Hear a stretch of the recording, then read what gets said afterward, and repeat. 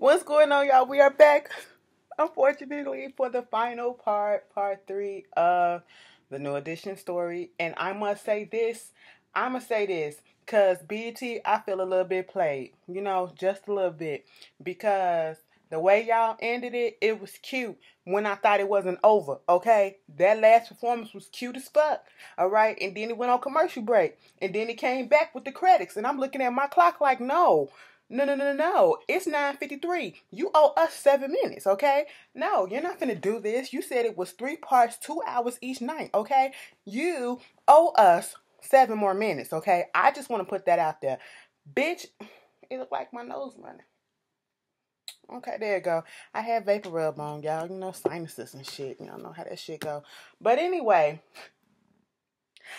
besides that, okay, I'm not gonna go too hard on you, BT, even though you kind of played us a little bit. Y'all could have threw a little bit of something else in there. I mean, y'all could have threw a little here and there about Whitney and Bobby. But I'm gonna assume that because they didn't touch too much on Bobby's story, because as I was listening to the Breakfast Club, Bobby was trying to get his own shit out there. You know what I'm saying? His own little biopic and everything. And so maybe he's gonna do another one and do it all about him and his life, because we can go for him. Okay, it's a lot of shit that can be said about that. That'd be so good too.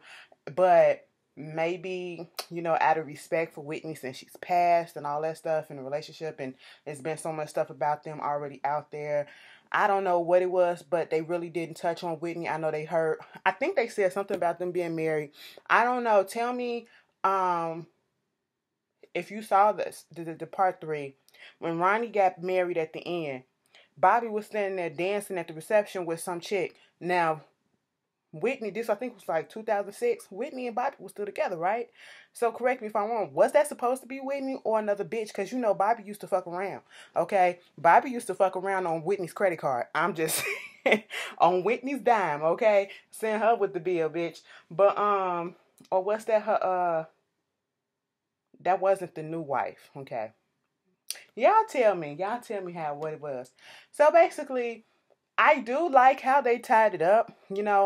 It do feel as though I will suggest that you guys listen and go on YouTube and go to the Breakfast Club, Power 105.1. New Edition did interview. Well, it was Bell Biv DeVoe. Okay, 3 of New Edition.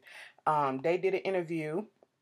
They had the cast members, the older cast members of the show, come in later, and they was talking about some stuff, and I said, oh, I didn't know this, but it was such a good eye-opener interview, and they was being real honest. They was like, to this day they still got their shit. They still got their issues that they had then. Now, okay, they still ain't got the shit all the way together, okay, but at least they was honest about that. So go check that out. I really do appreciate that. We start this part off, last week they let them know that, hey, y'all going on tour, $30 million, 60 tour dates, okay? But Bobby gonna be on there too. They was like, bitch, ain't this about some shit? So then once we start the episode off, this part off, child, if it is love, why do I feel this way? Why does she stay on my mind? I was just like, okay, because then it started off, I said, did I flip to a video or some shit? Because when I tell you they got the dialogue, when Brooke started talking in the beginning, when they was up there drinking the water, I said, look at this. I said, yes, y'all fucking did that. And see, when you go look at the Breakfast Club, they said, basically, the reason why this biopic is so good is because everybody did have an input. And they literally, the writers sat down with each and every person and got their side of the story of what went on during this time. And then they all came together and they read everything. And Mike and was like, we was looking at each other like, damn, I didn't know you felt like that, homie. Just eye-opening shit. So they got permission from everybody to do all this stuff. And that's why I feel like it's coming out so good. And I feel like not TV One. What's this show called? Lifetime need to take notes. VH1, you okay, but you still need to take notes. But Lifetime, you really need to take notes, okay? Because that Britney Spears biopic that's finna come out on Lifetime, I'm gonna watch it and I know it's gonna be trash just from the goddamn commercial. Anyway, moving on from that. So they did If It Isn't Love, down to the T, down to Ralph leggings with the strap on the feet. I said, come on with the mom leggings from 1980s, yes. All right. Then they had Bobby Brown's solo thing, child, DC Young Fly. DC Young Fly was playing the barber and doing Bobby's hair, and some chicks came down and he got distracted, and that's how Bobby got that Gumby like haircut. I said, get out of here. The way they played it, it was cute though. I said, look at DC. DC is coming a long way, okay? From Vine to Instagram to movies, TV shows, and all that stuff, because he was in Almost Christmas. It was cute too. You know, I said, I can't hate on that. I was proud. Then they did, and was it Every Little Step I Take? Yes, I said they get it down. It was just blowing me how they had everything down to the T. That's what was blowing me. I said, oh, to the hair, to the steps, to the shoes, to the socks, to the spandex, to the freaking suspended, everything, to the block lettering and everything, the white back. I said, come on. Yes, come on. Then we see the scene where they having a party in honor of New Edition. Okay, Bobby Brown. Brooks is up there trying to give a goddamn speech for him. Bobby Brown, he drunk as shit, putting his hands through the cake, gonna take that piece of the cake and go give it to Johnny. And I'm just sitting here like, ain't he a dick? Okay. And Johnny is worrying about how his album coming out and how come it's not coming out on MCA and why it got to come out on Motown. And that's because Tank Character then moved to Motown and he wants his stuff to be the first album that he do on Motown and all that shit. And this is when Terry, Tank's Character, the head of the record label, whatever, he telling him, I'm already talking to Jimmy Jam and Terry Lewis. I got Face, I got this, and I got that, and this producer, that producer. You're going to make some money. You're going to do this. And all I'm hearing is, once again, money pit of debt, okay? Because all I hear is, I have to pay all these people.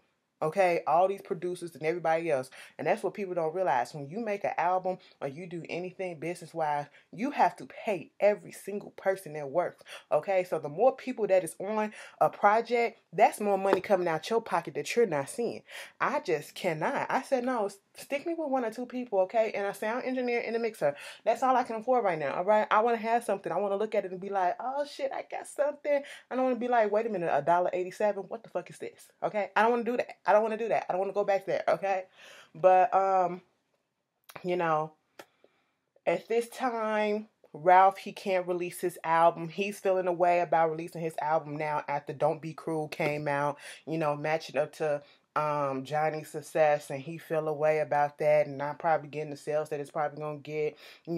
They did miss the sensitivity. I said, oh, they did the video. I said, let me tell you something. To be quite honest, out of all of them, Ralph was kind of soft. Trying to be the romantic type a little bit. Johnny was grown man romance, okay? He was grown man romance. Ralph gave me teenage young adults like 20, 25 romance. Johnny, he gave me 25 and up type of adult contemporary romance. Like, he been here before. He knew what he was doing. He not trying to figure it out, okay? And at the same time, this is when Jimmy Jam and Terry Lewis puts the idea into Michael, Ricky, and Ronnie's head that they should be a group together, okay? At this, Bobby, he losing his mind looking at all the stuff, being insecure as fuck. Then all of a sudden, here we go with the Poison video. I said, come on, Poison. Everybody, let me tell you something. Excuse me. I cannot fuck with you like that. I mean, I'm going to seriously side-eye you, okay? Because on certain things, I'm like, so you don't know?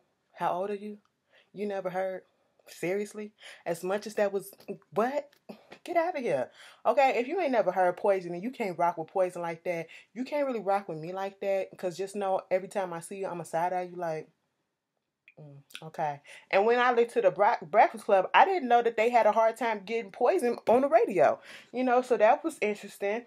And then they do the Video Soul. Was it Video Soul or whatever? and they had old girl who was the host, and the lady that the actress that they was had playing her, she was dressed to the T as to how she was in this interview. I said, y'all got the details. I'm so hyped about all the details because I hate. And if you ever looked at any of my other videos about like certain movies that was out, or certain, especially when it's dealing with, because I love music, okay? I love music, and when they do, like when they did the Aaliyah movie, when they did the Toni Braxton movie, whatever, I'm sitting here like, I'm pointing out details that I know, nope, that was not there. That came before. This is out of order and all this shit. That's not what happened. She didn't look like that. But I don't have to do that on this one because it's all fucking there. They got that. They had me in mind. They was like, I don't want this bitch coming over here talking shit because we're going to have to fuck her up. And we don't want to have to beat up a bitch. Okay, so we ain't going to do that. I appreciate that. I appreciate that. Okay, I appreciate that. Thank you. You know, so they was just kikiing in this, throwing a little shade in this little reunion. Not the reunion, but this little interview and stuff like that.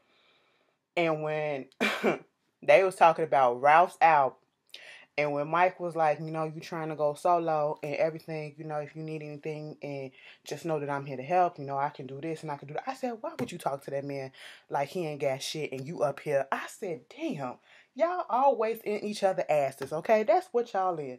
Then we showed Johnny Gill, a.k.a. Luke James, a.k.a., you know, I'm not in love with Luke James. I'm just in love with his voice. The voice can get it. If the voice, oh, Jesus Christ. I mean, he cute too. I mean, y'all, if y'all don't know, I do have this thing for chocolate people. And Luke James he just so happens to fall into that category, okay? I'm sorry. And it's just gonna be how it is, okay? You know, the voice is just fucking everything. When he hit those hot, let me tell you something. When the Mrs. Carter show came here to Chicago, and I was right there up there in front, and Luke James had that sweat just beating down him, and he was hitting his high notes when he was opening up for Beyonce, I said, bitch, you better fucking sing. I said, you know what? I'm converted for a second. And then I went right back. You know, some of y'all be thinking, bitch, I thought you was gay. I am. It's just, you know, music is universal, okay? I'm just going to put it like that. Anyway, so we're going to move on from that. Y'all look like, bitch, stop it. So, what else wound up happening? It was a whole bunch of shit. They go on tour, y'all. They go on tour. They trying to get ready for the tour. Okay, I think it was the Home Again tour. They do the, they album cover. Everybody's late and stuff when they was in all white. And at this point in time, I had no idea that Ricky Bell was out here being Bobby Brown 2.0 with the drugs and stuff. He was alcoholic and a drug addict. And I was sitting here like, cause y'all saw him put them 2 pills in that in that drink. And I said, damn, that's kind of fucked up. Okay, so y'all all got y'all issues. And then the very next scene, we see them rolling up in their different tour buses. And on that Breakfast Club interview, that's exactly what Mike said. Everybody had a different tour bus, and, you know, it wasn't needed. And then in the movie, Brooks is talking to the chaperone dude. I don't know, the egos or whatever. They trying to put on fronts and shows because all of them broke, okay? Except for Bobby and Mike. Everybody else money is funny, okay? They got these first class tickets with this huge entourage and these penthouse hotel rooms and shit like this, and these their own tour buses and stuff, and y'all ain't got no goddamn money. I said, see, that's what they do now. False flagging, okay? They fake front. They fake stunting. And they still do that shit now. Bitch, Ricky was up in there getting high as hell. His wife gone out there to wife, girlfriend, whoever she was, his lady. He come back in there and she like, you keep on saying that just a cold, but she know what it is. I'm sitting here like, I did not know. This is like the only thing that I really did not know. I did not know that Ricky had a drug problem like this. Like it was bad. Like I didn't know all of this shit. They doing the tour, and we finally get to the episode, not the episode, but to the point in the show where when part 1 opens up with that big fight on the stage, they actually doing the tour at this point in time because, you know, they had already started the tour and it was issues going on. And on the Breakfast Club, they said this was the worst tour that they did. Okay, because they barely practiced for it and they put that in there too. Bobby Brown was missing like 4 of the first 9 shows, and then at one point Bobby didn't even show up, and when he showed up they was coming off stage and the show was over, but you hear the crowds screaming for Bobby, and so he was like, seems like it ain't over, and he go out there, his ego out of control and everything, and you know then we get to him on this date in New Mexico that started off the first part, and him sitting out there saying that, that's my time, but I don't feel like leaving. And at this point in time, he been out there for over 2 hours. So Ronnie come out there, interrupted his set. And here's the thing. You get pissed off, Bobby. You got people in your, what you gonna do about it? You gonna let them do that? You try to host them. I said, no, this ain't the 60s, okay? We not finna do civil rights up in this bitch, okay? No hoes, please, okay? Flashbacks. You're not finna do no stuff like that. Get into a fight. Get pissed off because they interrupted your time, the time that you interrupted of theirs, okay? Because you went over. You were definitely in the wrong, but you was so fucked up that you couldn't see that shit, and your ego was just doing a little bit much. Y'all fighting this shit, and I mean, they really fighting. Johnny Gill, he backstage with his bitch like, I just came here to get some pussy. That's it. It's a scene. What y'all doing? What happened? That's basically what he was sitting there back there looking. Brooke seeing that all this stuff going on. Brooke then walked away and had a heart attack in the goddamn hallway. I said, somebody go get Brooke. Go get Brooke. Okay? So in the midst of this, somebody must have seen it in the camera. And wait, I just fast forward. Brooke really was having a heart attack, and them security dudes was running right past him and then see him just crushed. So they get him into the ambulance. Of course, Ronnie is going off because that's his uncle. Then everybody come out there trying to see what's going on. And then here come Bobby. What's happened? What happened? I said, nigga, now you want to act concerned? It's like, so you did this. Don't you trying to blame this shit on me? Ronnie went off. And Ronnie usually kind of like the quiet one.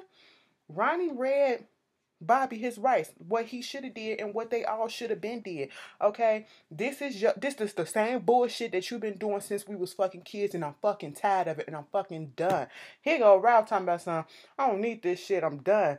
Mike was like, bitch, you could have been done. That's what you always say. He was like, bitch, you probably could have been done 10 years ago, too. They was throwing shots at each other, because they still mad at each other for getting another member in the group without telling, because technically Johnny was supposed to replace Ralph. Okay, and at this point in time, you guys are in the middle of a fucking national tour, a 60-day tour, and you all quit. Therefore, you defaulted on your contract. Okay, y'all don't understand. Y'all better go look at that Toni Braxton shit. You better go look at that Toni Braxton shit when she couldn't finish that last tour, when she went to the bankruptcy the second time because she got sick. All them people that was behind them, and they had to, the companies and everything they had to get their money. That's why she had to file bankruptcy, so they couldn't take her shit, her personal money. But that's why they was getting sued. I said, damn, that makes sense because y'all fucked yourselves. Y'all egos and issues fucked yourselves, okay? And Ricky, he going through bouts of stuff. He can't record. They can't do anything. Their royalties and all that stuff getting garnished. And he going through, basically about to get his house taken away. At this time, Johnny goes ahead and get with LSG. My body all over your body. It's your body, babe. All over my body, babe. That was the shit. That was the shit. Ronnie up in this business class, and the fat boy from ATL up there like, that's Ronnie DeVoe. I ain't no nigga fell out that hard. I said, nigga, you are extra in a TV movie now. You fell up hard too, so. And it's the first time we've seen you in a minute. Shh, okay. Mike, interesting. We see Mike on the phone, because Mike had, at one point, go back to the beginning, when they was getting off the tour, whatever, Boyz II Men come up there to his bus, sing for him, wanting him to, sign him and all that stuff. Some of y'all kind of confused me when y'all didn't know that he was the one that helped put them on and shit like that. I mean, Mike was in their very, very first video. Okay. Also, it was ABC, another bad production. and somebody else that he had. I can't remember at this moment in time. But I'm sitting here like, where they at? Okay? Where they at?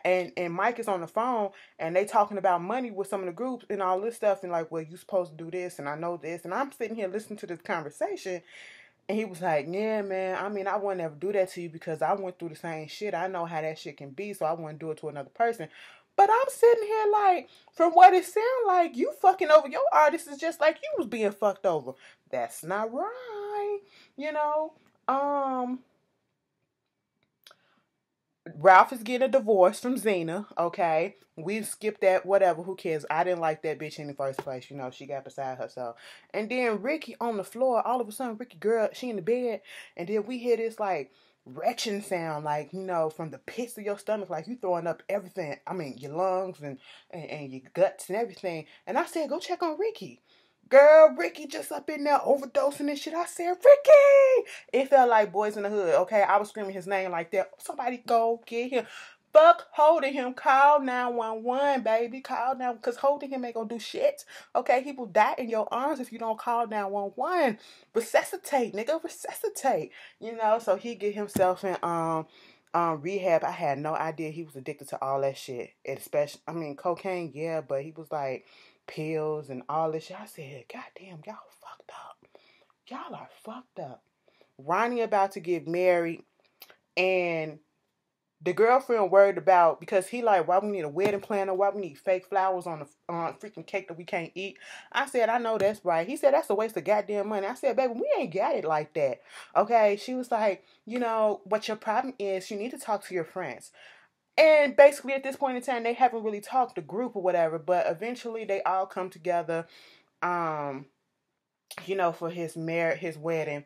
Bobby comes first, and he got on a white tuxedo, and he apologizing for all his actions and stuff, and they make up, and then all the other boys come, and then we see Johnny come, and Johnny got this, you know, open chest. Luke was looking good up in all that black, I ain't gonna lie.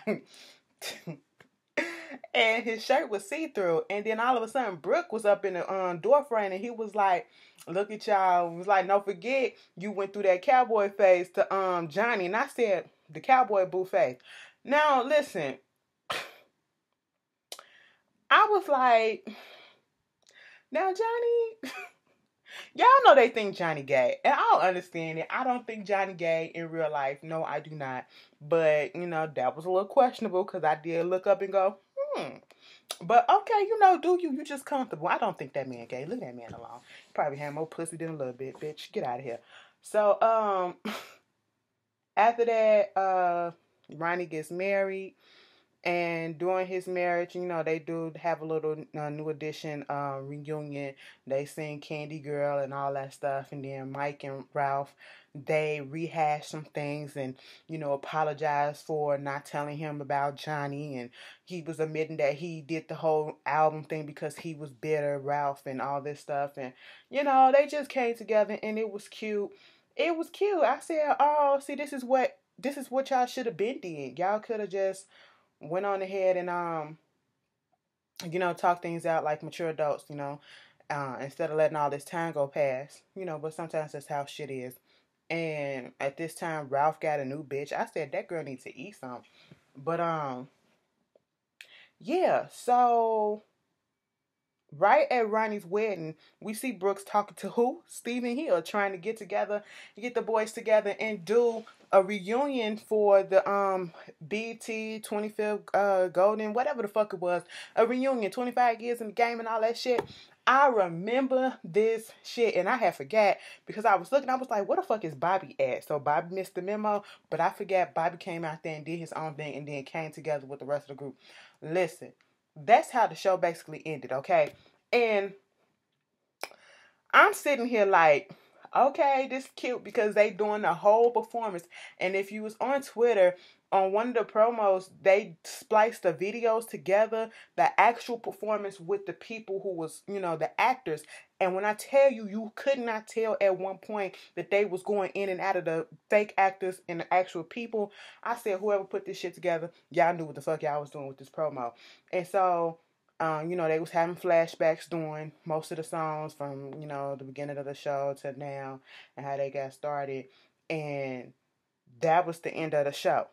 It comes back on after being on commercial, because y'all know BT had like 15,000 commercials. You know, it comes on and we see, you know, the actual entertainers of New Edition with the actors and, you know, all that stuff behind the scenes. And then on the side of it, I'm seeing credits, and I'm like, seriously, you owe me 7 minutes. You owe me 7 goddamn minutes. But all right, I just sufficed because it was cute. I loved it. I loved every single part of it. And I am so proud of BT for this. I am proud of New Edition. Put down in the comments who y'all think should have another a series up. I want to see a Mary J. Blige one, because Mary J. Blige look like she got some shit to say.